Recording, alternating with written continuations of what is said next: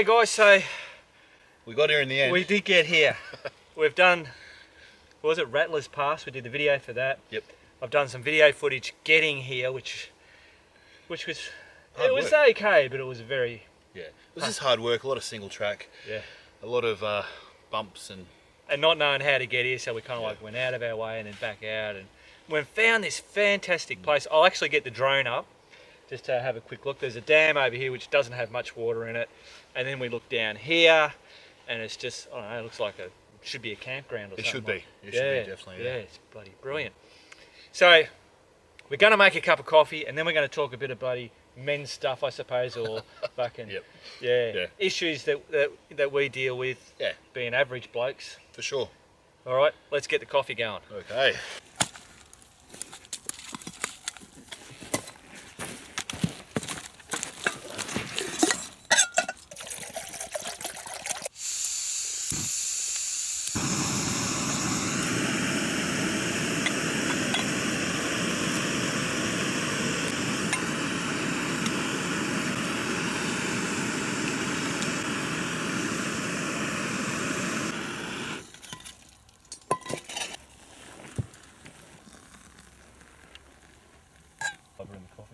Yeah. Oh, there you go, guys. That's the coffee's made. Yep. I've got to bring a bloody spoon. I've set up a separate little bloody pot system so that when we do this, and I don't bring all my other bullshit that I don't need just to make a cuppa. Oh, okay, yeah. So, Did you get a jet boil, mate? Yeah, well, hey, there you go. I'm just not as rich as you. That's because you don't have a jet boil. That's it. Yeah. Oh, man. It's bloody hot. I just looked at the thermostat on max. What was it, 30.3 degrees. It feels hotter. It's quite humid. Yeah. Yeah, I'm sweating like crazy. After that ride. Yeah, exactly. That's it. Yeah. So, I was saying this place is, pretty cool. So you've got the dam up the back there. There's no water in it, obviously, at the moment. So I reckon this is going to be a pretty good spot for doing the back to basics. We've got logs and dig outs and all that kind of shit. There's a bit of single track Yeah. that's been worn into the paddock area, I guess you call this. And I'd say it's fairly regular use. That looks pretty fresh. Yeah. Especially on that dam as well. So yeah, good spot. Yeah. You could even bloody, fix this up a bit. You could even camp out here. But that's not why we're bloody here. Why are we here, Mark? We're here to talk about panic attacks, anxieties, and bloody mental issues. I don't know, all that kind of bullshit. So you guys know that I get those panic attacks. I must admit I haven't had one for a little while. I've got to the verge where the chest tightens up, and I go right. I've got to watch what I'm doing. So you're managing it better. I think I'm managing it better, and that's also diet and exercise. So what I think I'm slowly nutting out. It takes to nut shit like this out. I think it takes. It's like with the DR. I've now nutted out how to start it when it hasn't been started for like 3 weeks. If you've got a DR 650 2009 model with a Safari tank, inline fuel things, max. If you've got max, the way to start him, and DRs are notorious for having troubles bloody starting when they've been sitting for a long time. Because the last thing I tried that someone mentioned was turning the throttle first. I did that and it didn't work. Yeah. And then, because the previous to that I did nothing, I started it, waited 5 minutes, 10 minutes, then started it and away it went. Yeah. Last night did exactly the same thing, worked perfectly. So now I know exactly that's how you do it. So you just don't touch it, put the choke on, try and start it, give it a couple of shots. Whereas Kev's DR, all you do is straighten it up off the side stand and then choke on, start it, and it starts. Oh, there you go. Yeah. So, who knows? So for some of you guys, that might be a bit of help. For others, anyway, back to mental health. Yeah. Okay. All right. Yeah. So what I've found with me, there's a lot of things that I reckon play into it, and I reckon it's diet because I watch what I eat now, and the big thing is bread. I eat bread. Like I'll have toast in the morning, but I used to have fold up bread with butter on it after tea, and I'd have sandwiches during the day. It's good stuff. Yeah. But yeah, I know what you mean. So I've started cutting that. I've cut that out. Obviously, doing all the work around home, I'm busting my guts doing all that. So I'm feeling stronger. I'm feeling more energetic. Yeah. Now I still have naps in the afternoon, but Look, so yeah, I think, well, it's the same for me. Diet and exercise have played a huge role in managing my mental health. yep, Yeah. If I didn't lift weights, I'd probably go insane. yeah, right, Yeah. It's just I need that physical activity. I need that soreness, the feeling of being exhausted. yep. Yeah. Is that also release some chemical like endorphin? Well, yeah, you get that buzz from the endorphins Yeah. from the exercise. I mean, doing cardio, like the wife and I do a lot of bushwalking now. It's the same sort of thing. I mean, for her, she needs to get out in the bush. At least once a week, or she'll start to go a little bit insane. Yeah, right. Probably just work pressure, stuck in an office, that sort of thing. Same with me, stuck in a shop. Yeah, yeah. You need to get out. Yeah. Yeah. Yeah. Yep. No. Cool. So, for me, my thing is the panic attacks, and I think there's a mental thing to it, because obviously something, and I still don't know yet what's the trigger. The only thing I can think of is I get very focused on something, and I don't know whether I forget to friggin' breathe, Yeah. and that can do it, or I don't know. It's like I super concentrate, and then that's what will bring it on. Yeah, I mean, because I've seen you have Yeah. one, and it was almost like a physical. Well, it is. Because we were on a crazy track. Yeah. I was anxious as hell too. I've got this Yeah. brand new expensive bike. Yeah. I'm freaking out. I think we're all freaking out, and in addition to that, something just triggers it to set it off for you. Yeah. Yeah. So it goes from obviously there's the mental aspect of it that puts me into that, and then I get physical symptoms, Yeah. which is my chest tightens up, my heart just beats like frigging crazy, and I think I'm going to die. Yeah. I've learnt over the years that I know I'm not going to die. That's impossible, and that helps with knowing that helps with Yeah. if I end up going full blown into it, I know what to do. Yeah. So like I've always had experienced anxiety attacks Yeah. as well, but they're totally different. It's from social situations, big crowds, being trapped in a room full of people, and that does it. And I still get start sweating like crazy, heart pumping, Yeah. and all that. And for me, it's a that flight or fight response kicks in. Yeah. It's usually when I come out as an arsehole. Yeah. 'Cause, I could see that. you know what I mean? If I feel like I'm cornered, and so I'll end up, coming. Like generally, I'll leave the situation. But if I can't leave the situation, I'll end up saying something Yeah. inappropriate. Yeah.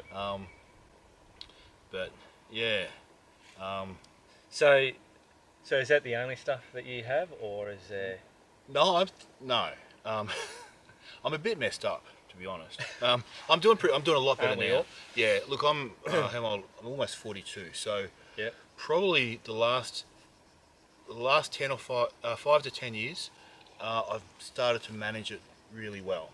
Because I've been diagnosed with bipolar disorder, and I've been diagnosed with borderline personality disorder, which is a strange. Yeah, Well, that's the thing, that's hard. It's hard to explain what it is.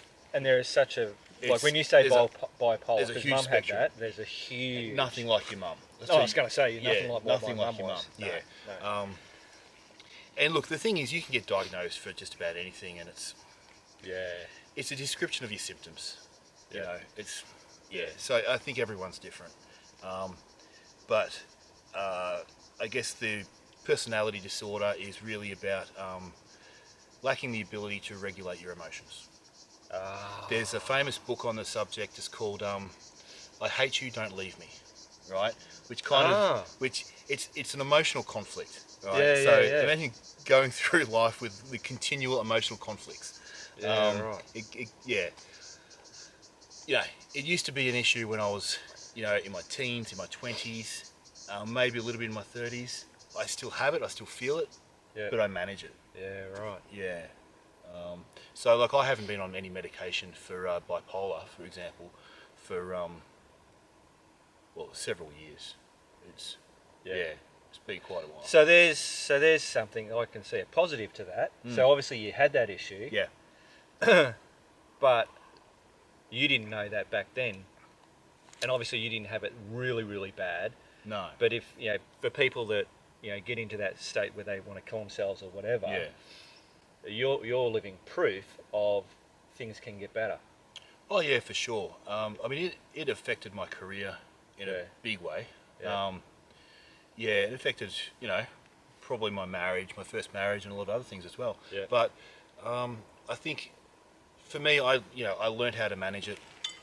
I do a pretty good job, but it's about doing what you need to do to stay mentally healthy, I think. So for me, it's riding the bike, it's lifting weights, it's getting out in the bush, it's getting heaps of rest, not getting too tired, and diet. Now everyone's different. Everyone's got a different opinion about diet. And there should be a different opinion because diet affects everybody differently. I think for me, a big part of my issue was my diet. In our family, we don't do very well with carbs like bread and stuff. We get that insulin spike and that crash. You get shaky. You get that affects your emotions as well. Yeah.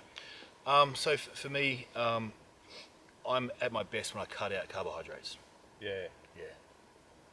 And I reckon that's the carbohydrate, which is bread. Yeah. See, I don't know all the. You know a lot more about it's just that stuff. Bread, potato, sugar. Sugar I've cut way down. All of that sort of stuff. Yeah. Pasta, obviously. Yeah. So I would be fairly balanced. I don't have an overglut of anything. Whereas I used to be able to have as much bread as I want. Yeah. And it would never affect me. But obviously, as I'm getting older, my body's now not being able to do what it's supposed to do. Yes, weird. Yeah. I don't know. All sorts of strange things happen when you get older. Yeah. I don't know. Yeah. Sorry, guys, I've got to have a cigarette. Oh. So I know a lot of people, when I mentioned about the panic attacks, said about the cigarettes, and I've mentioned it.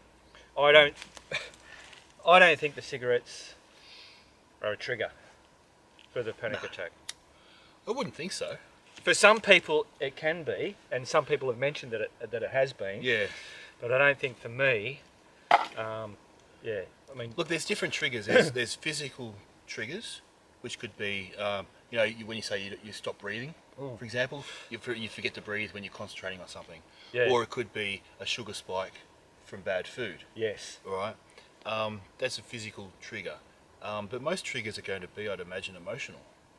And for example, guys with PTSD or something like that. Yeah, right. I don't know. We're certainly not experts.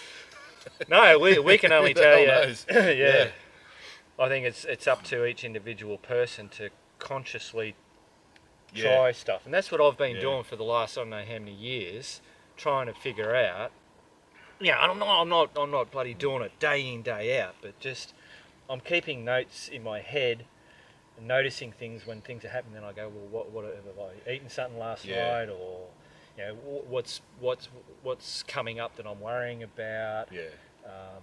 Was I holding the camera? Because that's been a big one, is focusing with the camera and trying to get something done, and then it'll come on. I've actually, obviously when I did that one out at the shack, but I've been in the backyard and I remember I was doing something and all of a sudden it just came on.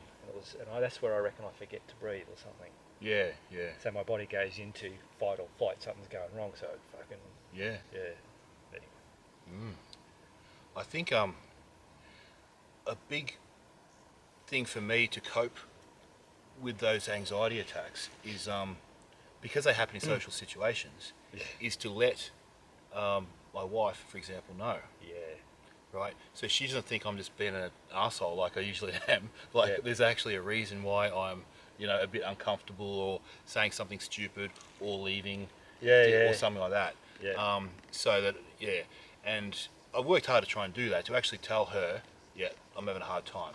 And then she'll be all right, yep, cool. And then, she might get me out of the situation or something. Yeah, like yeah, that. yeah. Yeah. And just you telling someone else, because I do the same thing with Nay. I straight up say, Nay, I'm having a panic attack. Yeah. At that time when we, what was it, an engagement with the RSL in Bendigo. As soon as I walked in the front door, boom, just hit me, you know. Yeah. And then we had to sign in. So straight away I said, Nay, I'm having a panic attack. She goes, right, no worries, cool. And then by the time I had a Jimmy, I managed to get rid of it. It was all cool. Alcohol helps. Yeah, well, that's what does it? Yeah. Yeah, because it would relax you, wouldn't it? Yeah, yeah, it does. Don't become an alcoholic. But, yeah. Oh, bloody hell. Well, there you go. Regular blokes, we've got problems. Yeah. Kev's has his issues. Yep. I think everybody's got issues. I think, yeah, a lot of people do. Yeah. And, yeah. We all deal with them differently. They're all different symptoms, different causes, different. Like we haven't even got onto depression. I mean, that's. Do you have issues with No, depression? I don't. But I think what I have is a mild. See, some people have really big highs. Yep. But with a big high, you get a big low. Yeah. See, whereas I think I'm only small. Yeah, yeah. So I get highs, but not really high highs. Yeah. So my lows aren't really low. Yeah, yeah. So I get times where I wake up in the morning or halfway through the day or whatever, and I just don't want to do anything. I just go, you just get that low, and you just think, I don't get low where I go, I want to kill myself, or halfway between that or whatever. But I've learnt that when I get that, I just go, fine, I'm just going to blow the rest of the day off until I get out of this mood. Yeah. Nay has those as well. Yeah. So, I mean, I certainly do. Yeah. I mean, when I get depressed, I mean, it's not as bad now, obviously, but, what I find is just sleep it off. For myself, is, I'll say I need to go reset my brain. Yeah. So I'll go and have a nap. Yeah. And then I wake up and I'm, 9 times out of 10, I'm a whole lot better. Yeah. But I think with a lot of guys, they can be in a deep depression, but you wouldn't actually know they are. Yeah. Do you know what I mean? Whereas for me, you'd probably know. Yeah. But a lot of people you wouldn't know. And I'm good at putting a game face on. Yeah. Well, I think they're the guys you've got to worry about, because they're the ones that they do put on a good game face, and so nobody knows there's a problem. Yeah. Right. Do you know what I mean? Yeah. Yeah. Right. That's all right. I'm okay. I'm all good. So far, and that's the other thing, is that nobody's immune to it. You could be one thing I know, having like with Mum, we were always worried for years. Was one of my sisters or me going to follow hereditary or whatever? Yeah, we were always like, shit, Jesus, hope we don't get that. Yeah. But it can pounce on you at any time. Yeah. Yeah. Yep. You don't have to have it since you were a kid or whatever, or grow up with it. All of a sudden, it can just hit you. Yeah, I reckon. Yeah. Well, there you go. Well, none of these bull ants have bloody crawled up my leg yet, thank God. No. Good coffee, Mark. Hey? Good coffee. Yeah? It is. It's not too bad, is it? It's so easy, those bloody satchels. Yeah. You like me stickers? I mean, you bloody bucket with stickers. Cool. All right, guys, we'll leave it there. I reckon we've said our piece. For sure. All right, back to the man cave.